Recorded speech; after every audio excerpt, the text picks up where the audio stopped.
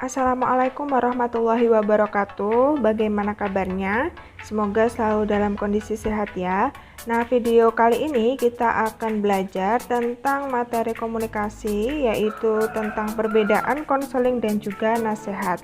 Oke, langsung saja. Jadi, sebelum kita belajar tentang perbedaan konseling dan juga pemberian nasihat, kita belajar terlebih dahulu mengingat atau merefresh kembali apa sih yang dimaksud dengan konseling. Nah, jadi konseling itu bisa disimpulkan sebagai suatu kegiatan yang menyangkut hubungan profesional antara seorang konselor dengan seorang klien dengan tujuan untuk menyelesaikan masalah. Sedangkan untuk pemberian nasihat itu sendiri adalah kegiatan untuk memberikan ajaran atau pelajaran baik kepada seseorang.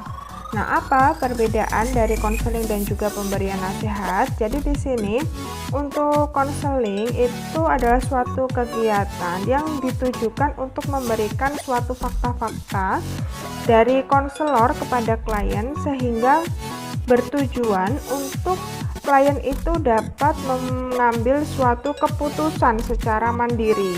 Nah, selain itu, sifat dari konseling itu adalah memberikan bantuan kepada seseorang yang memang sedang memiliki suatu permasalahan. Nah, selain itu juga adanya kegiatan konseling ini ditujukan untuk membantu klien dapat menanyakan atau mendiskusikan masalah yang sedang dihadapinya saat ini yang mungkin tidak bisa dibicarakan atau diceritakan kepada sembarang seseorang. Nah, itu merupakan kegiatan dari konseling. Sedangkan apa yang dimaksud dengan nasihat atau kegiatan apa saja yang mencakup dalam pemberian nasihat? Untuk nasihat itu sendiri merupakan suatu gagasan yang dianjurkan untuk dilaksanakan karena dianggap dapat menyelesaikan masalah. Nah, selain itu, nasihat sendiri itu bertujuan untuk memberitahukan kepada klien apa yang memang sebaiknya dilakukan, dan biasanya sifat nasihat itu lebih kepada menghakimi perilaku di masa lalu dan juga masa kini. Nah, itu tadi perbedaan antara konseling dan juga pemberian nasihat. Sampai sini sudah jelas ya. Di sini untuk kelebihan dan juga kelemahan pemberian nasihat. Nah, biasanya untuk kelebihan dari pemberian nasihat itu adalah ditujukan untuk membantu klien dalam pengambilan keputusan, terutama pada klien-klien yang memang belum memiliki suatu keputusan atas diskusi yang dilaksanakan. Nah, untuk kelemahannya biasanya itu seorang konselor bisa seolah-olah itu lebih expert daripada seorang klien sehingga dia mampu memberikan segala anjuran ataupun nasihat. Nah, itu kelemahan dan juga kelebihan dari pemberian nasihat. Selanjutnya, untuk ciri pokok dari proses konseling diantaranya yaitu untuk konselor itu dianjurkan yang sudah profesional, baik profesional di dalam proses konseling ataupun bagaimana cara untuk menyelesaikan permasalahan dari klien. Yang kedua, melibatkan dua orang atau lebih yang saling berinteraksi dan biasanya interaksinya ini dilakukan secara langsung. Kemudian yang ketiga, model interaksi yang digunakan bisa verbal ataupun non-verbal. Selanjutnya, interaksi antara konselor dengan klien biasanya berlangsung relatif lama dan terarah pada pencapaian tujuan. Jadi di sini untuk proses konseling itu biasanya tidak hanya satu kali, tetapi ada beberapa kali di mana masing-masing pertemuan itu terdapat tujuan masing-masing yang dicapai. Kemudian konseling itu merupakan suatu proses yang dinamis. Untuk fungsi konseling itu diantaranya adalah sebagai berikut. Yang pertama adalah pemahaman. Jadi proses konseling ini ditujukan agar dapat membantu klien untuk lebih memahami diri sendiri ataupun lingkungannya. Yang kedua adalah pencegahan, yaitu proses konseling ini diharapkan mampu membantu klien untuk mencegah ataupun menghindarkan diri dari suatu permasalahan yang akan muncul. Nah, selain itu, proses konseling juga berfungsi untuk pengentasan, yaitu membantu klien di dalam mengatasi permasalahan yang telah dialaminya.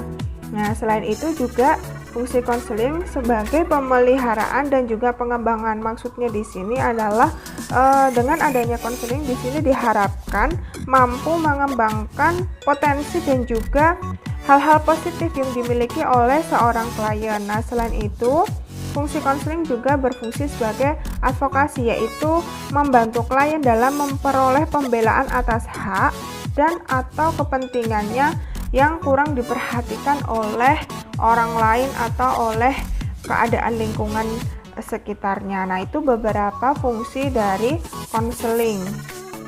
Untuk proses konseling itu sendiri secara umum dibagi menjadi 3 tahap. Yang pertama adalah pembinaan dan pemantapan hubungan baik.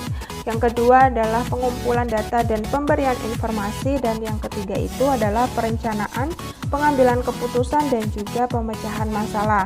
Untuk pembinaan dan pemantapan hubungan baik, atau rapport itu sendiri memiliki arti yaitu saling memahami dan juga mengenal tujuan bersama, baik itu antara klien ataupun konselor. Nah, tujuan dari proses ini atau tahapan ini itu adalah untuk menjembatani hubungan antara konselor dengan klien. Selain itu, menimbulkan sikap penerimaan dan juga minat yang dalam terhadap klien untuk mengatasi permasalahannya melalui proses konseling. Nah, dalam rapot ini diharapkan itu tercipta suatu hubungan yang akrab yang ditandai saling percaya antara konselor dan juga konseling. Jadi di sini intinya itu adalah bina hubungan saling percaya antara klien dan juga konselor.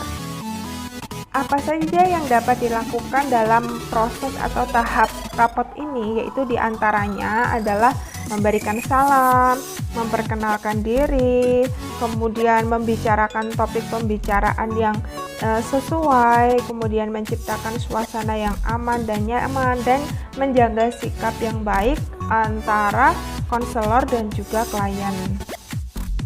Proses konseling yang kedua itu adalah pengumpulan dan pemberian informasi, di mana pada proses ini konselor memiliki peran yang lebih banyak dibandingkan dengan klien.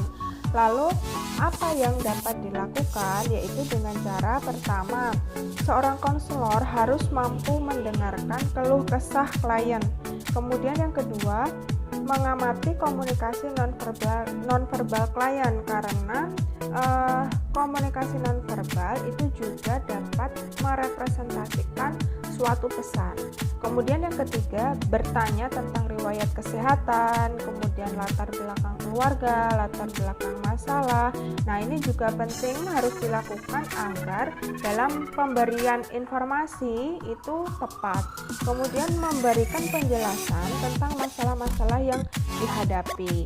Nah, ini beberapa hal yang bisa dilakukan oleh seorang konselor dalam proses pengumpulan dan juga pemberian informasi. Nah, selanjutnya proses yang ketiga itu adalah perencanaan, pengambilan keputusan, dan pemecahan masalah. Pada proses perencanaan, pengambilan keputusan, dan pemecahan masalah itu ada hal-hal yang harus diperhatikan oleh seorang konselor. Nah, setelah konselor itu mendapatkan data yang lengkap dari klien, seorang konselor yakni bidan di sini dapat merencanakan suatu intervensi yang nantinya dapat dijadikan sebagai bahan pengambilan keputusan dan juga pemecahan masalah dari klien. Nah, keterampilan dalam memecahkan masalah ini sangat diperlukan dalam proses dari konseling itu sendiri. Nah, di sini butuh adanya pengalaman dari seorang konselor dan juga pengetahuan dari konselor. Dalam hal ini terdapat 7 tahapan yang dapat ditempuh dalam pemecahan masalah. Di antaranya yaitu pertama, menjajaki permasalahan terlebih dahulu, kemudian memahami masalah klien, kemudian membatasi masalah klien, menjabarkan alternatif dari beberapa intervensi yang ada, kemudian mengevaluasi alternatif dari intervensi tersebut, kemudian memilih alternatif terbaik dari intervensi tersebut, dan yang terakhir itu adalah menerapkan alternatif terbaik itu sebagai sarana untuk memecahkan masalah klien. Pemberian materi tentang perbedaan pemberian nasihat dengan konseling dan proses konseling itu sendiri, di sini saya akan menjelaskan sedikit tentang langkah-langkah penyelenggaraan kegiatan kelompok. Jadi di dalam melakukan kegiatan kelompok itu ada beberapa langkah yang harus diperhatikan. Nah, yang pertama itu adalah merencanakan pengorganisasian kegiatan kelompok. Nah, apa saja yang bisa dilakukan ketika merencanakan pengorganisasian kegiatan kelompok? Yang pertama itu adalah harus merencanakan masalah atau topik. Jadi di sini harus ada suatu permasalahan atau topik tertentu yang akan dijadikan sebagai bahan di dalam pengorganisasian kegiatan kelompok. Kemudian yang kedua itu siapa saja yang akan menjadi peserta dalam kegiatan. Nah, ini sebaiknya itu selaras dengan masalah atau topik yang sudah ditentukan. Kemudian sasaran kegiatannya itu ditujukan kepada siapa. Lalu kapan waktu untuk pelaksanaan dari kegiatan tersebut, dan tempatnya itu baiknya di mana untuk melakukan kegiatan kelompok tersebut. Kemudian yang tidak kalah pentingnya itu adalah pemilihan di dalam metode pengajaran yang nantinya akan digunakan di dalam kegiatan kelompok. Selain itu, perlengkapan yang dibutuhkan, misalnya alat bantu visual, audio, atau media-media lain yang diperlukan itu juga harus direncanakan dengan baik. Dan yang terakhir itu adalah melakukan evaluasi kegiatan. Nah, itu beberapa hal yang dapat dilakukan di dalam kita merencanakan pengorganisasian untuk kegiatan kelompok. Nah, untuk materi lebih lengkapnya akan kita bahas pada video selanjutnya. Sekian untuk video kali ini, semoga bermanfaat. Akhir kata, wassalamualaikum warahmatullahi wabarakatuh. Selamat belajar.